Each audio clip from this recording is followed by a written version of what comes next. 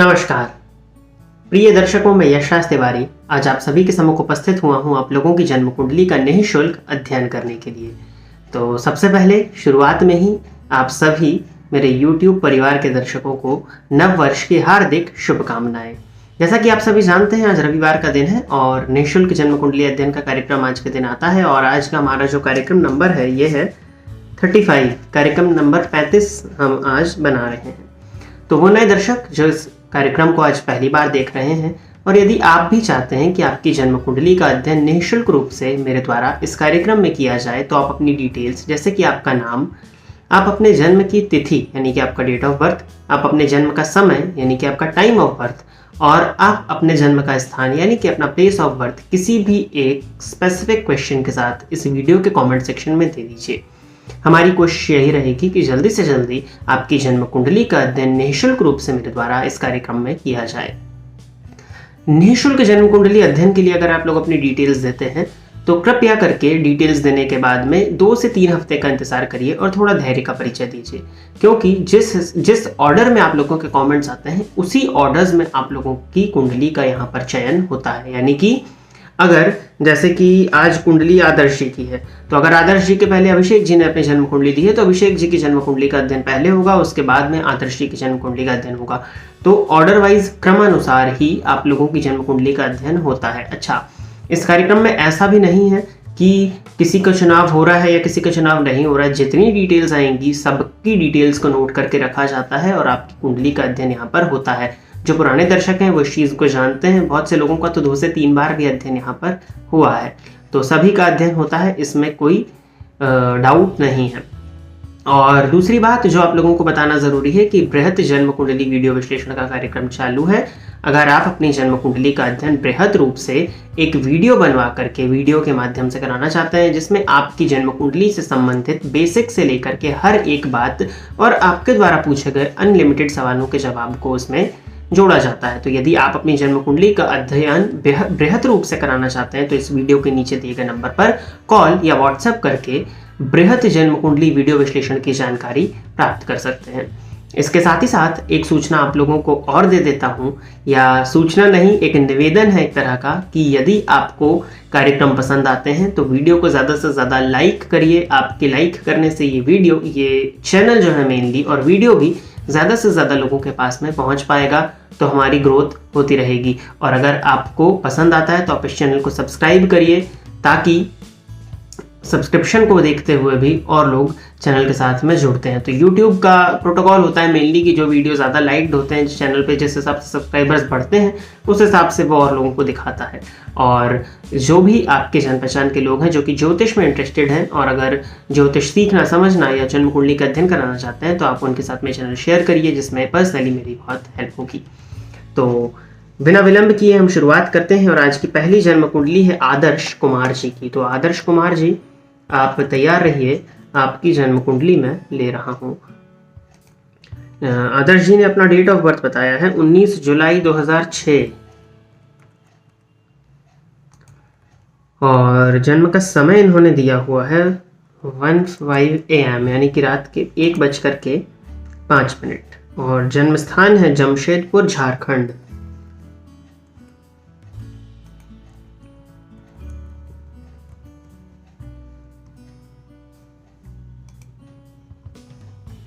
आदर्श जी, वृषभ लग्न की आपकी जन्म कुंडली है, राशि आपकी मेष बन जाती है। प्रश्न आपने पूछा है, गुरुजी बताइए कि मेरी गवर्नमेंट जॉब लगेगी कि नहीं, यूपीएससी क्लियर करने का योग है या नहीं, और ओवरऑल करियर कैसा है। वृषभ लग्न की जन्म कुंडली है, लग्नपति शुक्र बन जाते हैं जाके धन भाव में, धनपति बुध बनते हैं जाके पराक्रम भाव में, पराक्रमपति बनते हैं चंद्रमा जाकर के 12वें भाव में आपकी कुंडली में बैठे हुए हैं। चंद्रमा पर शनि की दृष्टि का पड़ना, और ये चंद्रमा केमद्रुम से ग्रसित है। पराक्रम भाव में सूर्य बैठे हैं लेकिन मृत अवस्था में, और हालांकि ये सूर्य वर्गोत्तमी है, पुनर्वसु नक्षत्र में बैठे हैं, गुरु के नक्षत्र में, जो कि गुरु इस कुंडली के अष्टमेश होते हैं, लाभेश भी होते हैं, और लेकिन अष्टमपति भी बनते हैं, जो कि उनकी मूल त्रिकोण राशि है वो अष्टम भाव में आती है। देखिए आदर्श जी, मुश्किल है इस कुंडली में सरकारी नौकरी का लग पाना। कारण सूर्य का मृत अवस्था में होना, पहली चीज। दूसरी चीज, चंद्रमा जाकर के 12वें भाव में बैठे हैं, केमद्रुम दोष से ग्रसित, शनि की दृष्टि से दृष्ट। मन नहीं लगता आपका, मेनली कंसंट्रेशन नहीं होता है, मन का भटकाव बहुत ज़्यादा है। 12वां भाव व्यय का है, चंद्रमा मन के कारक हैं। 12वें भाव में जाकर के चंद्रमा बैठ जाते हैं तो व्यक्ति बहुत ज़्यादा सोचने लगता है, ओवर थिंकिंग करने लगता है, मन एक जगह उसका स्थिर नहीं होता। पढ़ने भी बैठेगा तो वो व्यक्ति कंसंट्रेट नहीं कर पाता, कंसंट्रेशन में कमी आ जाती है, एकाग्रचित्त नहीं हो पाता। उसके बाद चंद्रमा पर शनि की दृष्टि अपना काम करती है। अच्छी तैयारी हो भी जाए तो एग्जामिनेशन हॉल में जाने के बाद में ऐसा व्यक्ति प्रॉपर वे में एग्जाम में परफॉर्म नहीं कर पाता। जितना उसको आता है वो उतना परफॉर्मेंस नहीं दे पाता। जहाँ कि हमको परफॉर्मेंस अच्छा देना चाहिए अपनी प्रिपरेशन के कंपैरिजन में, वहाँ प्रिपरेशन के कंपैरिजन में जो परफॉर्मेंस है वो काफ़ी हद तक कम हो जाता है। तो ये कुछ बातें हैं जो कि आपको सरकारी नौकरी की अगर आप लाइन में जाएं तो वहाँ से पीछे खींचेगी आपको। और ऊपर से तो आपने पूछ लिया है कि यूपीएससी क्लियर करने का, तो यूपीएससी की बात तो मैं नहीं कहूँगा यहाँ पे, क्योंकि यूपीएससी के लिए जो चाहिए होता है वो इस कुंडली में मुझे कम दिख रहा है। लेकिन फिर भी अक्टूबर 2023 के बाद से सूर्य की महादशा है, अगर आप प्रयत्न करें तो बी या सी ग्रेड लेवल की गवर्नमेंट जॉब ले तो सकते हैं, क्योंकि समय पक्ष में आ जाएगा, परंतु उसमें भी दिक्कत जाएगी। सूर्य और शनि की युति, वृषभ लग्न की कुंडली, सूर्य शनि की युति में सूर्य का बल घट जाता है और शनि का बल बढ़ जाता है, तो वो दशमेश है। तो छोटे लेवल की एक सरकारी नौकरी आपको जरूर दिला सकते हैं, बट यूपीएससी वाले योग की बात मैं यहाँ पर नहीं कहूँगा। अब बारी आ जाती है उपाय की, तो उपाय मेनली आपका चंद्रमा और कंसंट्रेशन, ये ही परेशानी इस कुंडली में मुझे दिखाई पड़ती है। लग्नेश भी जाके देखा जाए तो धन भाव में है, परंतु बालावस्था में बैठे हैं और गुरु की दृष्टि से दृष्ट है, ये प्लस पॉइंट है, तो उनको दृग्बल की प्राप्ति हो रही है। षडबल में बल शुक्र के पास में आ रहा है। काम क्या करिए, सोमवार के सोमवार शिव जी के मंदिर में जाइए, हो सके तो रोज जाएंगे तो बहुत अच्छा है, नहीं तो सोमवार के सोमवार शिव जी के मंदिर में जाकर के दुग्ध और जल का मिश्रण शिवलिंग पर अर्पित करिए, यह आपके लिए जरूरी है। मछलियों को दाना डाला करिए। गणेश जी के मंत्र ओम गंग गणपते नमः रोज 1 माला नहीं तो 3 माला जाप करना शुरू करिए, ये भी आपके लिए बेनिफिशियल होगा। और अगर आप चाहें तो अपने नहाने के पानी में गुरुवार के दिन 1 चुटकी हल्दी भी मिला लिया करें, ताकि जो आपका कंसंट्रेशन वाला परेशानी है वो कुछ हद तक हम कम कर सकें, क्योंकि चंद्रमा गुरु की दृष्टि से दृष्ट है। ये मुझे एक उम्मीद की किरण इस कुंडली में दिखाई पड़ रही है। और रही बात आपका जो स्टडी रूम हो, तो वो आपके घर के नॉर्थ ईस्ट डायरेक्शन में यानी कि ईशान कोण में हो तो बहुत अच्छा है। और जिस रूम में आप पढ़ते हैं कोशिश करिए कि नॉर्थ ईस्ट का कॉर्नर उस रूम का हो जहां पर आप पढ़ें। पढ़ते समय जो आपका फेस है वो ईस्ट या नॉर्थ की वॉल की तरफ होना चाहिए। जिस चेयर पर बैठ करके आप पढ़ाई करें उस चेयर के ऊपर आप पीले रंग का कपड़ा बिछा लें और फिर पढ़ने बैठें। तो ये कुछ उपाय हैं। सूर्योदय के बाद तक अगर सोने की बुरी लत है तो उसको छोड़िए, नहीं तो सरकारी नौकरी मिलना मुश्किल नहीं असंभव हो जाएगा। और देर रात तक जागने की आदत भी आपको बंद करनी होगी। चंद्रमा 12वें भाव में बैठे हैं, जाकर के मन का पूरा भटकाव कर देंगे ये। तो ये कुछ बातें हैं जिनका आपको ध्यान रखना है। इतने उपायों के साथ में आपको अपनी प्रिपरेशन को कंटिन्यू रखना है। उसके बाद में यहाँ पर करियर के लिए देखा जाए तो रास्ते आपको खुलते हुए दिखाई पड़ेंगे। तो इंतजार है, अभी विलंब है और सूर्य की महादशा लगने दीजिए। अक्टूबर 2023 के बाद वहां पर सरकारी नौकरी के क्षेत्र में कुछ हद तक आपको सफलता मिल सकती है। 2006 का आपका जन्म है। कोशिश यही करिए कि ग्रेजुएशन के पहले जो गवर्नमेंट जॉब के एग्जाम होते हैं, जैसे कि एसएससी, सीएचएसएल या 12th लेवल पर जो भी एग्जाम होते हैं, हायर सेकेंडरी लेवल पर जो भी एग्जाम होते हैं, उनकी प्रिपरेशन आप करिए और उनको क्लियर करने की कोशिश करिए। वो आपके लिए कहीं ज़्यादा बेटर होंगे।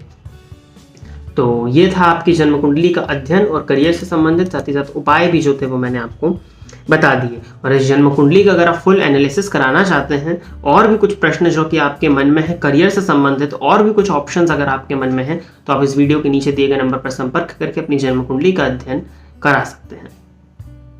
अगली जन्म कुंडली श्वेता तिवारी जी की आईडी से दीपक पूनिया जी की। तो दीपक जी आप तैयार रहिए, आपकी जन्म कुंडली में ले रहा हूं। दीपक जी ने डेट ऑफ बर्थ बताया है अपना 28 फरवरी 1997।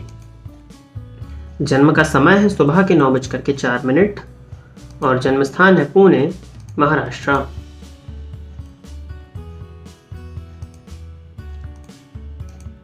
दीपक जी की जन्म कुंडली मीन लग्न की बनती है, राशि इनकी तुला बन जाती है। प्रश्न पूछा इन्होंने मैरिज कब होगी और लाइफ पार्टनर कैसा होगा, लव मैरिज है या अरेंज्ड मैरिज है। देखिए इस कुंडली में लव मैरिज या अरेंज मैरिज से पहले तो ये बात देखना होगा कि जो भी शादी होगी वो चलेगी या नहीं। इस कुंडली में दाम्पत्य बहुत कमजोर है। मीन लग्न की जन्म कुंडली गुरु बन जाते हैं। लग्नेश जाके लाभ भाव में नीच राशि में बैठे हैं। हालांकि शनि से परिवर्तन है तो नीचत्व भंग हो रहा है, लेकिन लग्न में शनि का होना, वो भी मीन लग्न की कुंडली में, आप सभी जानते हैं, मैंने अक्सर बताया कि शनि पश्चिम के कारक है और लग्न पूर्व होता है, तो यहाँ पर शनि कमजोर हो जाते हैं। काल पुरुष की कुंडली में अगर देखें तो प्रथम भाव में मेष राशि आती है, जहां पर शनि नीच के हो जाते हैं। तो सप्तम भाव में जो ग्रह दिग्बली होता हो वो अगर जाकर के लग्न में बैठ जाए तो दिग्बल से सर्वथा विहीन, अतः कमजोर। और तो और इस शनि पर राहु की दृष्टि का पड़ना, मंगल की दृष्टि का पड़ना सप्तम भाव से, शनि केतु की युति लग्न में हुई, जिसको कि शापित दोष के नाम से जाना जाता है। स्वास्थ्य से संबंधित परेशानियां ये देर सवेर दे देते हैं।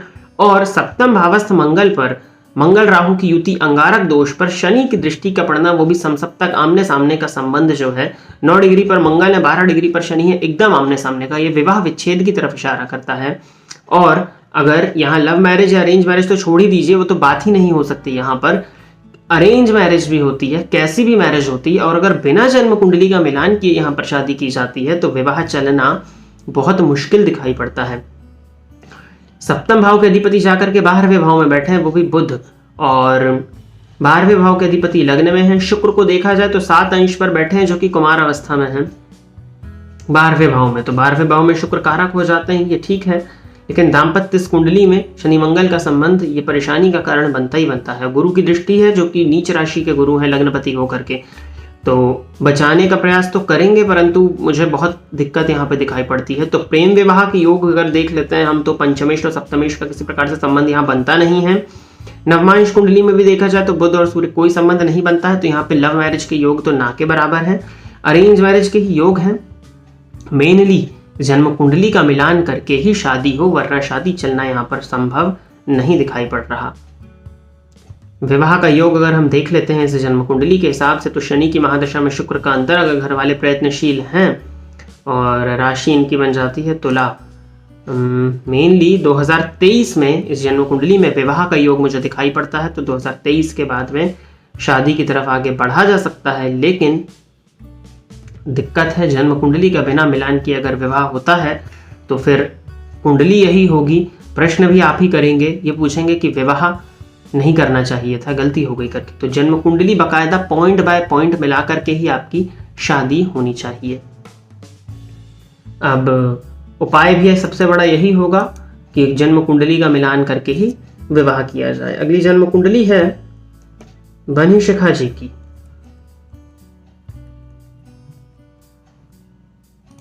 बनी शिखा जी ने डेट ऑफ बर्थ अपना बताया है 2 जनवरी 1996। जन्म का समय इन्होंने दिया है दोपहर में 1:20। जन्म स्थान है वेस्ट बंगाल में अलीपुर द्वार।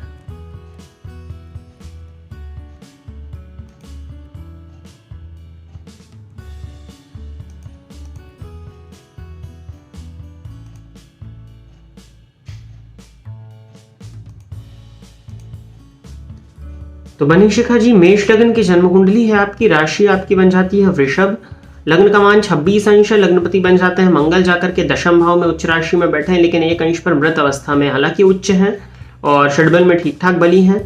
नवमांश में भी उच्च है, वर्गोत्तमी है, तो बढ़िया हो गया। ये मंगल को बलवान करके इस कुंडली को काफी हद तक स्ट्रांग और अच्छी चीजें आपको प्राप्त, सफलता इस कुंडली में मेनली आपको प्राप्त कराई जा सकती है। अगर आपके प्रश्न की तरफ चलें तो लाइफ पार्टनर कैसा मिलेगा और मैरिज कैसी होगी। सप्तम भाव के अधिपति जाकर के बैठे हैं दशम भाव में, और दशम भाव के अधिपति लाभ में मंगल और शुक्र की युति, हालांकि 19 अंश की दूरी है दोनों के बीच में। और प्रेम भाव के अधिपति जाकर भाग्य भाव में बैठे हैं। देखिए, किसी प्रकार का अगर लव रिलेशनशिप है या प्रेम विवाह अपनी मर्जी से विवाह करना चाहते हैं तो उस कुंडली, उस बात के योग आपकी जन्म कुंडली में है। विवाह हो तो जन्म कुंडली मिलान करके ही आपका विवाह होना चाहिए, वो कहीं ज्यादा बेटर होगा। भाग्येश भाग्य भाव में बैठे हैं, बहुत बढ़िया कुंडली मुझे दिखाई पड़ती है, और विवाह को लेकर के ज्यादा चिंता इत्यादि करने की आवश्यकता इस कुंडली में नहीं दिखती।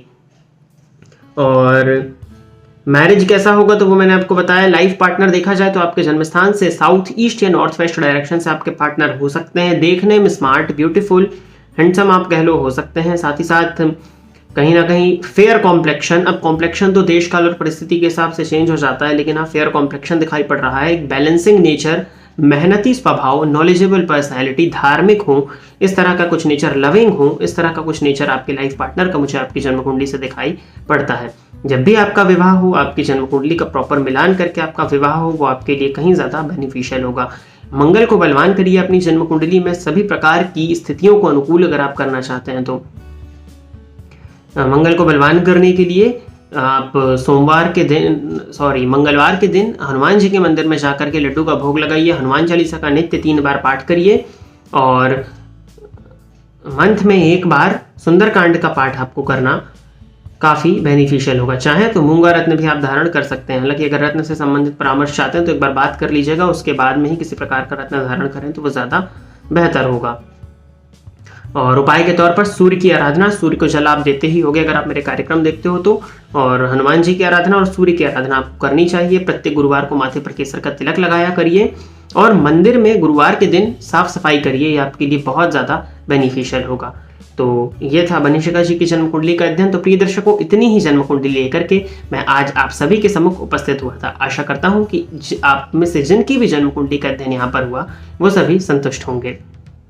और वो नए दर्शक जो इस कार्यक्रम को आज पहली बार देख रहे हैं और अगर आप भी अपनी जन्म कुंडली का अध्ययन निःशुल्क रूप से मुझसे इस कार्यक्रम में कराना चाहते हैं तो आप अपनी डिटेल्स जैसे कि आपका नाम, आप अपने जन्म की तिथि, आप अपने जन्म का समय और आप अपने जन्म का स्थान किसी भी एक स्पेसिफिक प्रश्न के साथ इस वीडियो के कमेंट सेक्शन में दे दीजिए। हमारी कोशिश यही रहेगी कि जल्दी से जल्दी आपकी जन्म कुंडली का अध्ययन मेरे द्वारा इस कार्यक्रम में किया जाए। बृहत जन्म कुंडली वीडियो विश्लेषण का कार्यक्रम जारी है। अगर आप अपनी जन्म कुंडली का बृहत वीडियो विश्लेषण कराना चाहते हैं तो इस वीडियो के नीचे दिए गए नंबर पर कॉल या व्हाट्सएप करके आप बृहत जन्म कुंडली वीडियो विश्लेषण से संबंधित जानकारी ले सकते हैं। अगर आपको वीडियो पसंद आता है तो ज़्यादा से ज़्यादा इस वीडियो को लाइक करिए और अपने परिचित के बीच में इस वीडियो को शेयर करिए।